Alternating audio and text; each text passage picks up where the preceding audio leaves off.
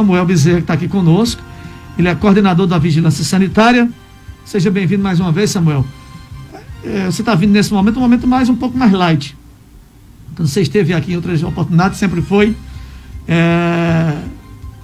com 2 quentes e 2 fervendo em cima de você, porque era cobrança. Sim. Que você coordena um grupo, né? Um grupo pequeno, que tem que dar de conta de um trabalho que não é fácil, como nós dissemos. Mas seja muito bem-vindo, é um prazer tê-lo aqui novamente, aqui na Mais FM, na TV Mais. Pode encostar pertinho desse microfone. Então, boa tarde, Paulinho, boa tarde, Tiero, né? Boa tarde aos nossos amigos ouvintes da Rádio Mais FM. Mais uma vez a gente agradece o espaço concedido aqui por essa emissora, né, que tem esse compromisso de levar informação às nossas pessoas, à nossa população aqui de Iguatu, né? Então, esse ano, Paulinho Neto, foi um ano que ainda a pandemia ainda não sumiu de cena, né? E apesar de tudo, graças aos imunizantes, nós tivemos quedas consideráveis nos casos graves de internação aqui no nosso município, quedas no número de óbitos, mas o vírus ainda circula. Sim. E o risco de essa variante, a Ômicron, assolar mais uma vez o nosso município, o estado ou o nosso país, ainda é alto. Inclusive, ontem eu lia que a variante, ela tem um poder de propagação maior, inclusive do que a outra variante Delta, né, que foi aquele alarde todo. Então, a Ômicron é pior, tem muito mais mutações, apesar de mostrar que não mais perigosa, mas mais transmissível. Ela se transmite mais rápido. Mais rápido, né? Então, isso é um estudo de uma universidade aí do Reino Unido, né? Que eu já li ontem. Então, é preocupante mesmo. Mas, realmente, esse ano não foi tão ainda pesado como o ano passado, porque nós não tínhamos as vacinas disponíveis. Infelizmente, a gente ainda vê pessoas com discursos anti-vacina, né? Com uma política, vou dizer assim, sem nexo, né? Propagando, falando besteira e propagando às vezes até fake news, né? Então é lamentável mesmo. Mais uma vez a gente sabe que a internet não é assim, que não é terra de ninguém, né? Isso também pode ser crime por falsidade ideológica, por propagação de notícias falsas, né? Que atrapalham, que trazem prejuízo à população de todo mundo, né? A população da cidade, né? A todos nós, né? Nós estamos falando de vacina e falando de Covid e tudo mais, mas antes disso a vigilância está presente, como eu disse no começo, na vida das pessoas, mesmo que elas não percebam isso. Porque quais são os trabalhos que hoje vocês fazem no Iguatu, Samuel? Assim, com muito mais veemência, muito mais presente. Qual é o trabalho que vocês fazem hoje aqui no Iguatu? Então, além desse trabalho de fiscalização, né, que tem sido fiscalizações ostensivas, né, e intensivas também, eu gosto sempre de agradecer aqui a segurança, né, aos órgãos de segurança, Polícia Militar, Polícia Civil, né? Sempre o doutor Marco Sandro, o doutor Wesley, muito solícitos, sempre muito atenciosos. Quero agradecer também a Guarda Civil Municipal, a pessoa do secretário Antônio Filho, né? A Polícia Militar, como eu falei, tem sido crucial, né, nas nossas fiscalizações. Também toda a equipe, toda a corporação muito atenciosa. O tenente, o nosso comandante do 10º BPM, o Coronel Sobreira, sempre também muito atencioso, nunca nos deixou, assim, vamos dizer, a ver navios na mão, né? Tá? Então, mas existem os trabalhos desempenhados aqui pela Vigilância Sanitária, aqueles mais frequentes, que são a coleta de água nas torneiras dos pré-reservatórios, assim, antes de entrar a água na caixa d'água da pessoa, a gente coleta aquela água que vem da rua. Para saber que a água está sendo servida à população. Para saber exatamente, né? O monitoramento da qualidade, né? Que a gente chama. E também de águas de poços que servem a comunidades de sítios, ou então aquelas cisternas que abastecem famílias, ali, aquelas famílias únicas, né? Individuais, tá? Então, a água, ela é levada para o LACEN, né, para o laboratório, é feita a análise, nós recebemos o resultado. Em caso de inconformidades, a gente comunica ao SAI, né, e o SAI é quem é responsável pelo controle dessa qualidade, tá? Então, a gente é responsável por, inclusive, fiscalizar o próprio SAI, tá? A gente fiscaliza órgãos públicos, aqui recebemos denúncias, né, órgãos públicos que são diretamente ligados à saúde, como as UBSs, tá? Então, irregularidades em PSFs, a gente recebe, por exemplo, um dia desse a gente recebeu um comunicado, um aparelho de raio-x, muito tempo sem funcionar, então a gente vai lá e internamente todos esses órgãos são subordinados à Secretaria da Saúde, mas a gente comunica e não negligencia esse fato, né? Já oficia para o secretário, né? Diz, a vigilância, né? Não é a vigilância que vai consertar, mas é a vigilância, né, que foi acionada, que foi provocada, né? Tá? Então, a gente recebe medicamentos vencidos, né? E encaminha esses medicamentos, sejam provenientes de PSFs, do CMA, da própria Central de Assistência Farmacêutica, e nós é quem encaminhamos, né? Chamamos a empresa, né, que é contratada pelo município, para levar até a Paraíba para esses medicamentos serem incinerados. A gente pede que as pessoas não joguem antibióticos no lixo comum, tá? Porque isso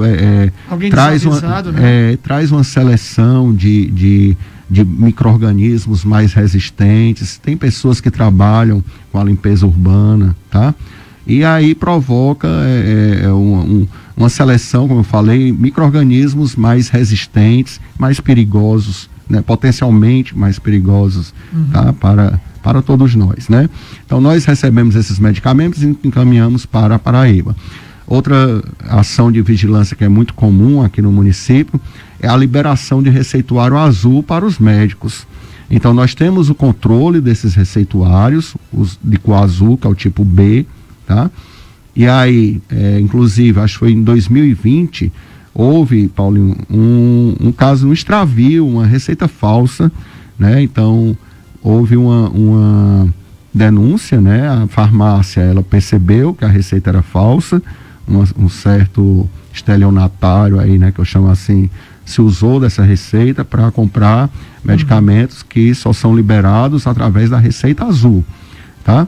E aí a Polícia Civil foi acionada e, por sua vez, a Polícia Civil aciona também a Vigilância Sanitária para a gente prestar algum esclarecimento no sentido de onde tenha partido aquele documento, aquela receita, né? Então, a Vigilância Sanitária está sempre se articulando com outras instituições, com a Polícia Civil, com a Polícia Militar, com a Guarda Civil Municipal, com outros órgãos, com a vigilância epidemiológica, com a imunização e por aí vai. E com a imprensa, como sempre, principalmente a Rádio Mais FM, tem sido uma grande emissora que tem nos dado a abertura, fazendo com que nós realizemos nossas ações de atividade educativa para a população e para o setor regulado, através aqui dessa emissora aqui, que já é consagrada e respeitada e séria aqui no nosso município. Durante a pandemia, esses trabalhos não foram deixados de lado, vale ressaltar isso. Não foram deixados de lado, inclusive no começo do ano, a gente viu que no começo do ano os casos pareciam que estavam mais ou menos controlados, e a vacinação começou, né, com a primeira dose que foi se intensificando, e aí já em janeiro a gente se deparou com um caso aqui na nossa cidade, né, de um consultório odontológico aí, que infelizmente estava em total condições de insalubridade, de risco, sala de esterilização com instrumentos críticos, são aqueles que penetram os tecidos, né, nossos tecidos, né, alicates, né, o material que o dentista trabalha, né, misturado com vassoura, então não teve jeito, né, nesse caso não dá para fazer orientação, até porque um profissional desse, ele sabe, ele é formado, ele sabe dos riscos, né, de uma situação dessa, riscos de doenças infecciosas, meningite, hepatite, AIDS, então não dava. Então a interdição foi imediata, interdição cautelar, lavramos o auto de infração e ele só pôde reabrir após uma nova inspeção da vigilância. Ele teve que realmente reformar e mudar tudo. Então nós fizemos essa interdição desse consultório, foi assim, lamentável e estarrecedor, né? Inclusive aí o conselho também entrou aí em ação, o conselho de odontologia, tá?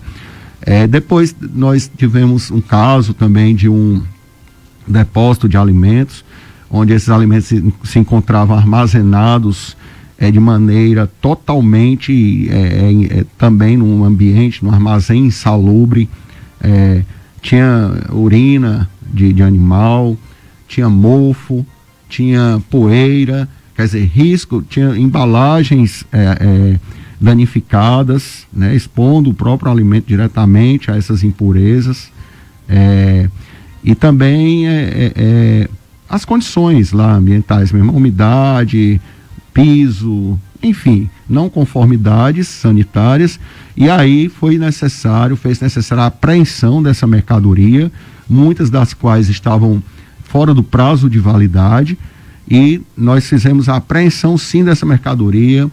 Esse cidadão teve também o alvará suspenso, né?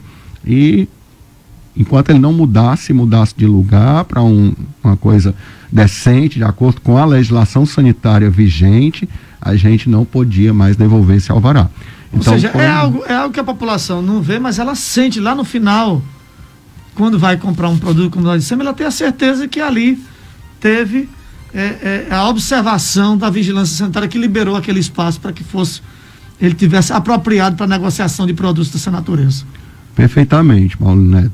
Então, assim, é lamentável que, assim, existam, são situações mesmo que não cabe nenhuma orientação ali, é interdição mesmo, dá fechar. Pra você dizer, é aquela situação que não dá para você dizer, cara, tu vai ajeitar aqui, a gente vai voltar depois para rever. É isso. Casos extremos exigem medidas extremas, com certeza. Pois é. Aí o Samuel fez aí um relato do trabalho que a vigilância faz, que a gente não vê.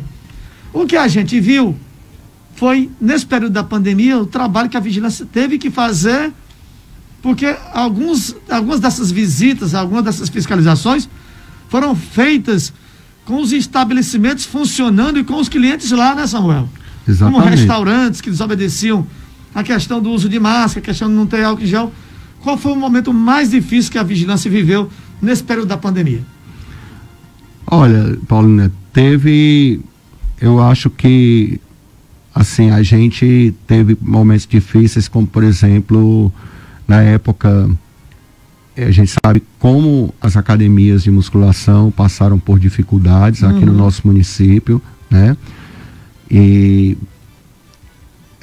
os donos, né, os proprietários, professores, né, se reuniram, a classe, e infelizmente, assim, reivindicar é